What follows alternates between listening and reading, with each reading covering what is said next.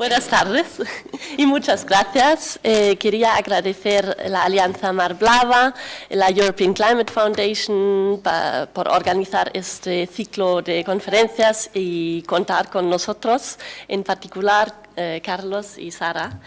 Y bueno, aprovecho la ocasión para trasladarles nuestro mensaje desde Transport and Environment, de cómo nosotros pensamos se puede acelerar esta transición.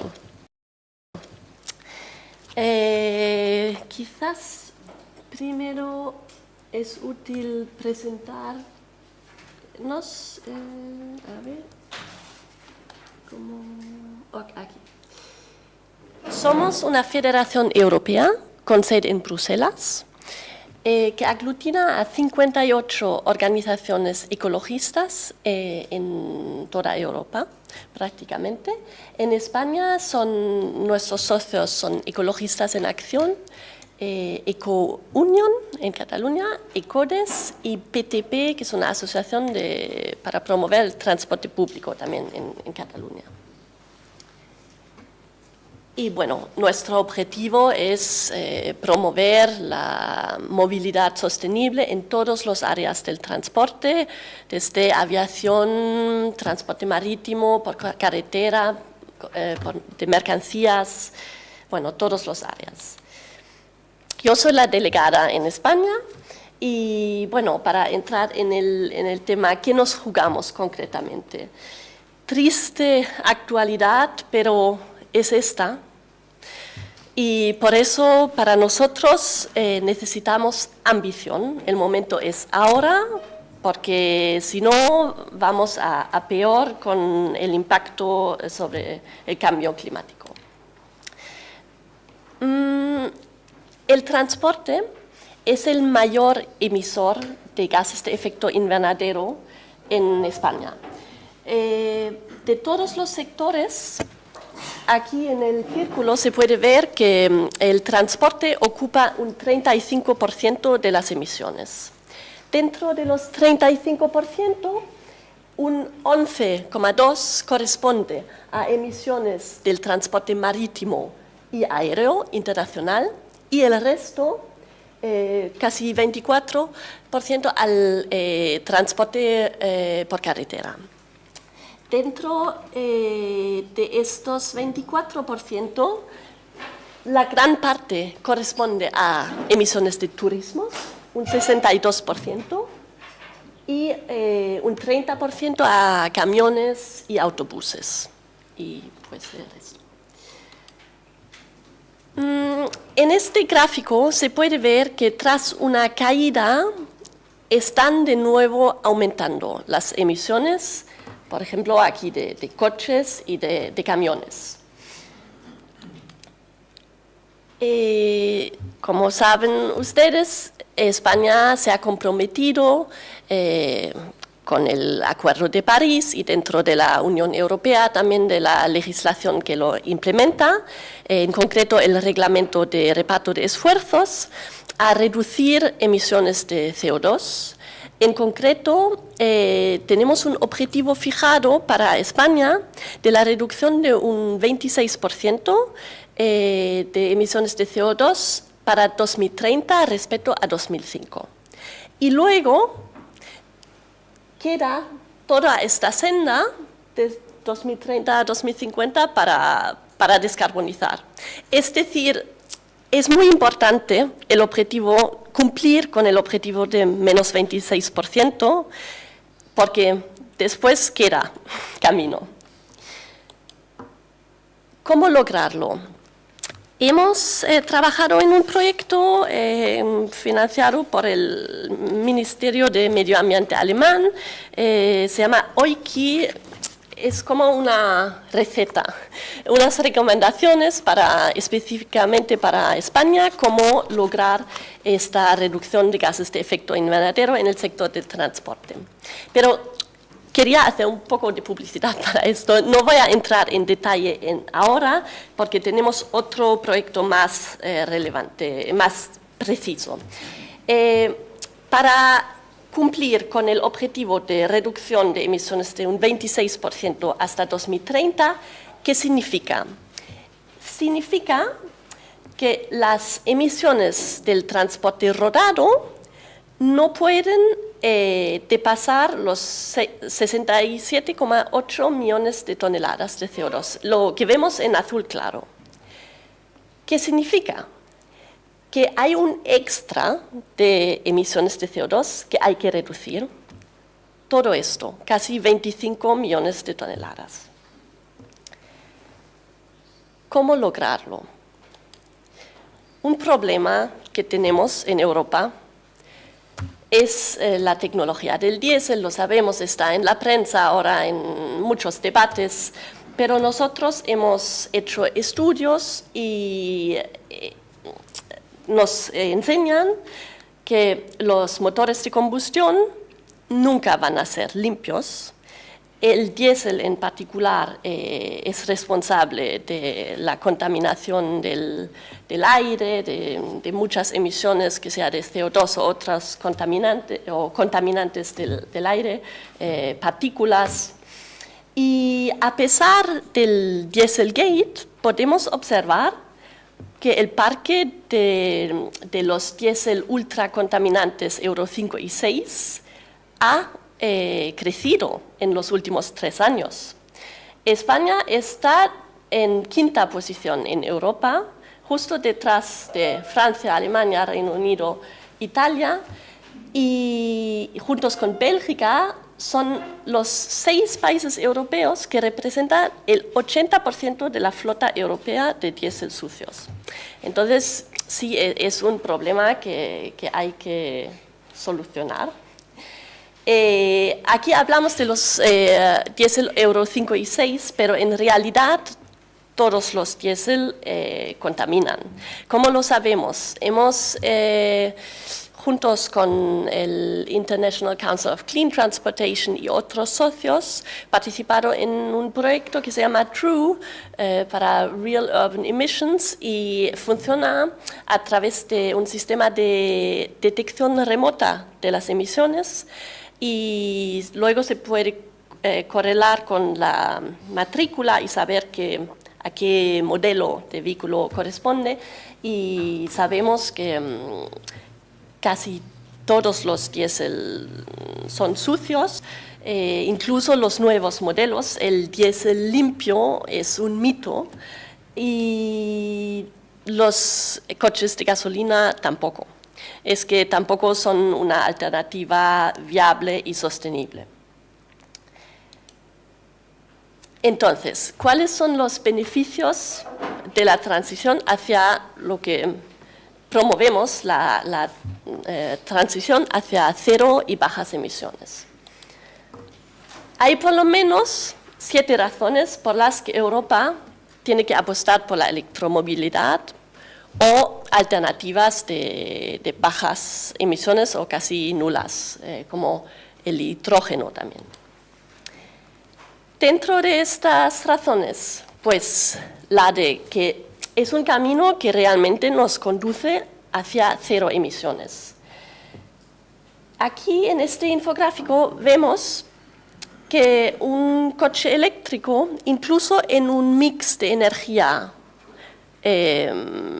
sucio, es decir, con mucha contribución del carbón, como en Polonia, incluso en este mix de energía emite menos CO2 que un coche diésel. Y así, a la izquierda es un coche diésel, y luego se puede comparar con los diferentes mixes de energía. En España esta diferencia corresponde a un 60%. Otra razón para ir ya hacia implementar ya los pasos necesarios hacia esta transición es el ahorro que representa para los usuarios. En promedio, para un usuario en la Unión Europea, eso corresponde a un ahorro en combustible de 700 euros al año. También esta transición va a crear empleos en la Unión Europea. Se estiman unos 200.000 en 2030. Aunque hay varios estudios, a veces que divergen los números, pero lo que es cierto e incluso reconoce la propia Comisión Europea es que hasta una cierta reducción en los nuevos estándares de CO2 para coches y camionetas hay un beneficio neto en términos de empleos. Porque, ¿qué es el verdadero riesgo? No es tanto la transformación del sector tradicional, pero es más bien la deslocalización de empleos a China, y hoy en día ya muchas marcas europeas de fabricantes de coches invierten 7 veces más en fabricación de coches eléctricos en China que en Europa. Entonces nos podría conducir a la situación que tendremos que importar estos coches fabricados fuera y ya nos quedaríamos con aún menos empleo. Concretamente, ¿cuáles son los beneficios económicos que había hecho los estudios a nivel europeo y en los demás países? Y se han considerado 4 escenarios y el impacto de estos 4 escenarios de transición hacia la movilidad de bajas y cero emisiones, el impacto sobre la economía. Y vemos que pues, son beneficios para la economía, es decir, menos dependencia de las importaciones de petróleo, más dinero que se queda en el país, oportunidades de negocio para generar electricidad renovable, ahorros en el mantenimiento y el combustible de los coches, creación de empleo. Y bueno, aparte de los beneficios económicos, también hay otra razón. Es que según una encuesta reciente del mes de septiembre, los españoles, juntos con los italianos, son 48% que dicen en la encuesta que querían conducir un coche eléctrico o híbrido que sea su próximo vehículo. Entonces, no es lo que a veces podemos escuchar, que se dice que no hay suficiente demanda. Sí, la hay. Lo que observamos es que aquí tenemos una infografía, es que los fabricantes de coches no han gastado hasta ahora suficiente en publicidad para estas nuevas tecnologías, pero aquí se ve a la izquierda las columnas corresponden a las inversiones de los fabricantes en publicidad en 2016 y 2017 en vehículos de combustión interna, y luego comparado con los híbridos enchufables y eléctricos puros. Lo que sí observamos es que hay un aumento de ventas de todoterrenos o SUVs. Ahí se hace mucha publicidad y lo malo es que por lo menos en las ciudades son grandes emisores y no siempre necesarios. También otra razón para impulsar esta transición es que los puntos de recarga ya no son un problema. Un reciente estudio nos enseña que, de hecho, 5% de las veces que se carga un coche eléctrico, esta carga ocurre en puntos públicos. El resto del tiempo se carga o en el trabajo o en casa. Y además, ahora vemos que varios varias eléctricas en España han desarrollado programas masivas para desplegar los puntos de recarga en 2019 con puntos de carga rápida. También, en paralelo a este estudio, para completar, hemos realizado un estudio sobre la red eléctrica, si aguanta o no este despliegue masivo de coches eléctricos, y sí, la conclusión es sí, a una condición que se tiene que modernizar. Por ejemplo, a través de la utilización de carga inteligente, o aprovechando ciertos horarios, o que también los vehículos pueden devolver electricidad a la red. Para nosotros la alternativa al diésel y al petróleo no es el gas natural, para nosotros ni otros combustibles fósiles, es más bien un riesgo competitivo, porque ¿quién va a comprar estos vehículos? En Alemania ya se está reduciendo esta flota. En España beneficia de unos incentivos en el plan Movalt y con subsidios fiscales, pero para dejar claro cuál es nuestro mensaje, cómo se puede acelerar esta transición, pensamos que se necesitan, para resumir, unos estándares ambiciosos de CO2 para coches y furgonetas y camiones nuevos. De hecho, aquí se pueden ver, si aplicamos estos estándares ambiciosos, luego, ¿qué esfuerzo queda por hacer? En azul claro. Según la propuesta de la industria, pues este tremendo esfuerzo de 25 millones de toneladas. La propuesta de la Comisión no ha sido tan ambiciosa, queda bastante por hacer. Y esto es nuestra propuesta, la ambiciosa, pero se ve que no es suficiente tampoco. Hay que hacer esfuerzos en otros sectores y completar con otras medidas. Por ejemplo, la fiscalidad verde. Ya se ha empezado con el anuncio de equiparar los impuestos sobre diésel y gasolina.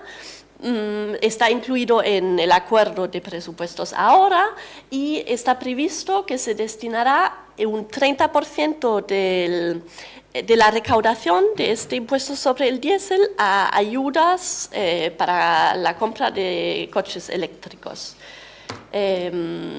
Falta dar el mensaje a los fabricantes que también hay que pensar en diversificar los modelos.